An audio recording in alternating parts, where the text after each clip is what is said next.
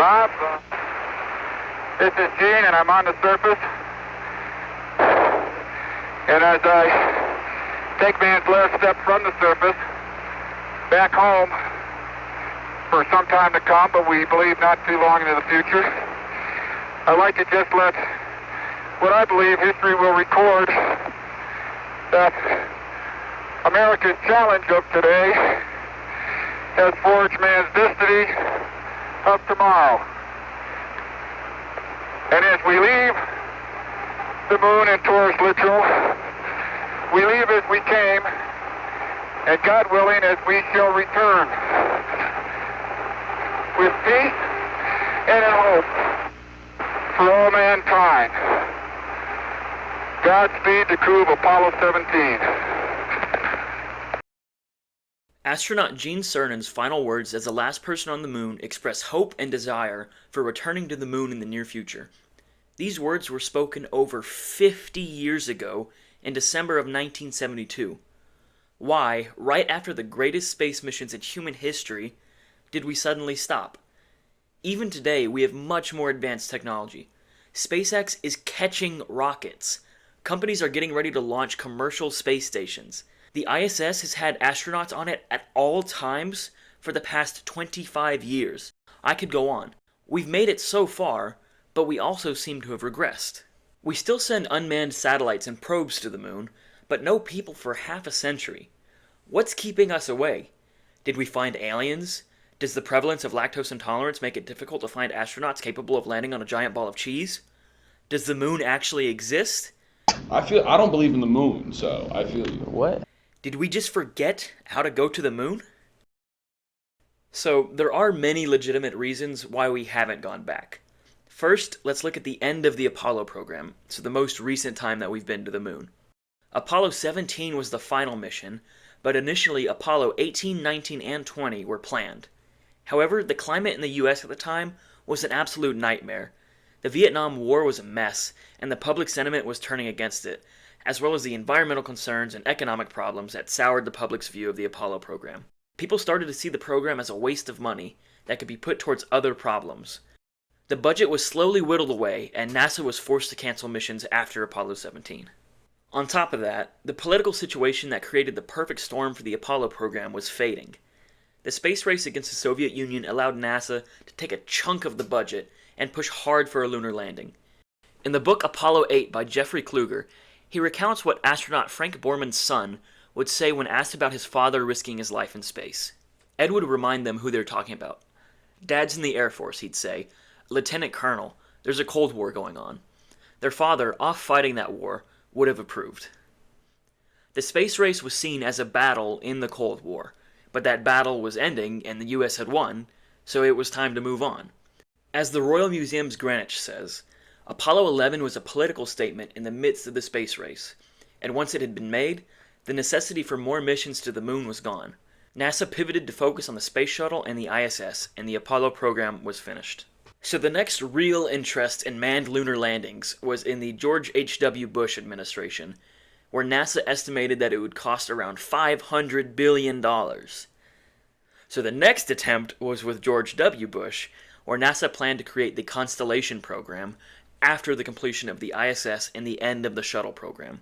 Americans were set to land on the moon in 2019, but the shuttle program clung to life, lasting until 2011 and taking funding until then.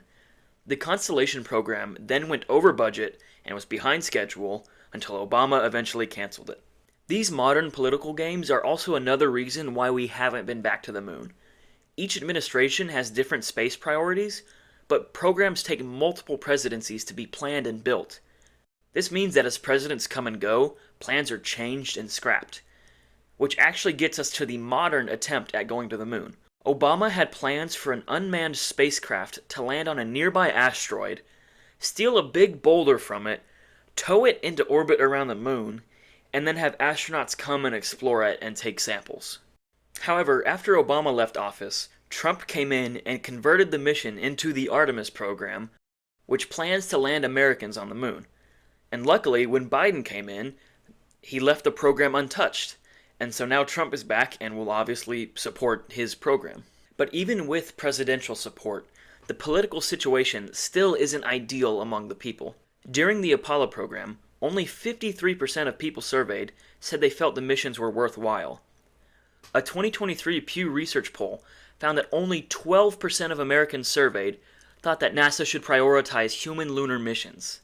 So the public currently isn't super enthusiastic about the Artemis program, but luckily for us, we live in America, so what we think doesn't matter too much.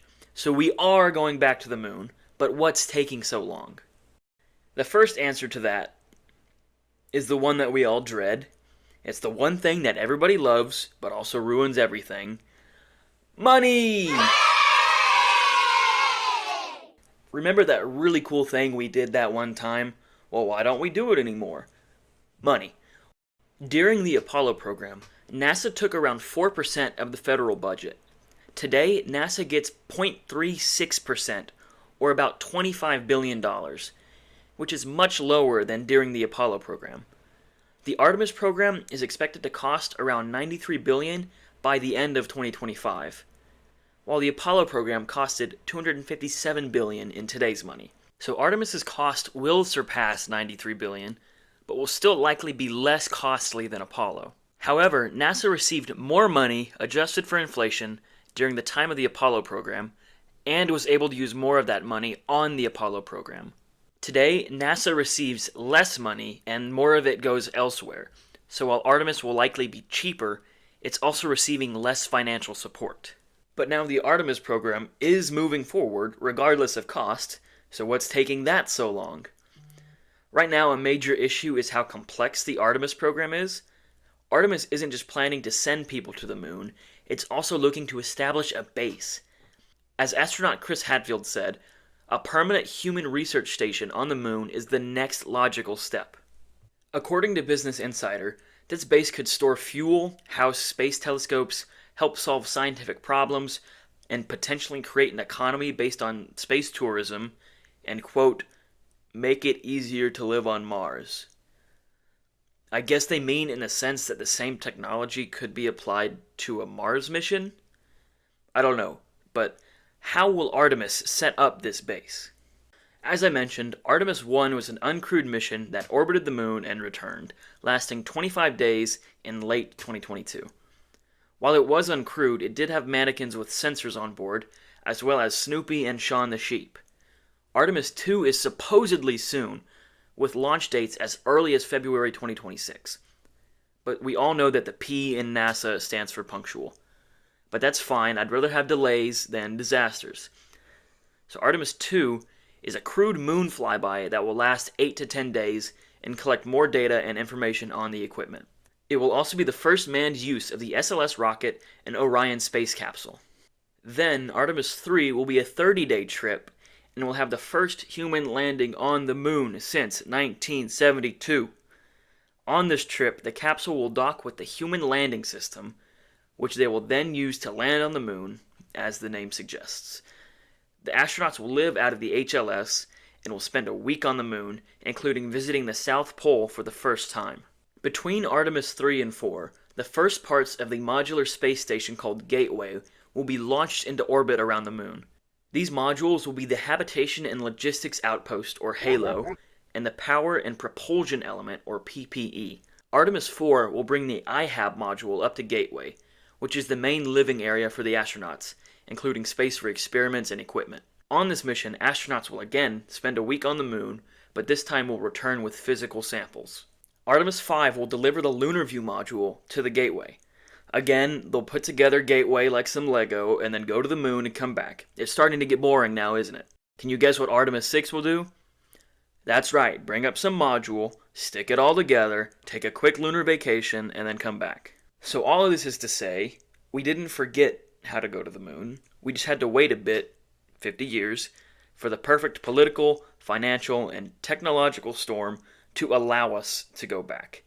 And we're not just visiting, we're bringing an RV and some luggage. So hopefully, if Artemis and Gateway are successful, it opens the door for much more frequent, cheaper, and safer visits to the moon and beyond. Hippity hoppity, hippity hoppity, hippity hopping over hill and dale. Da da da da da da da da da da da da. Hippity hopping along. Thank you so much for watching. If you liked the video, please like and subscribe. I know it's felt like 50 years since my last video, but I'm going to try to post at least once per month this year. So hopefully more videos are coming soon. If I don't do that, it's your job to go dislike all of my videos. So thanks for sticking around. Bye.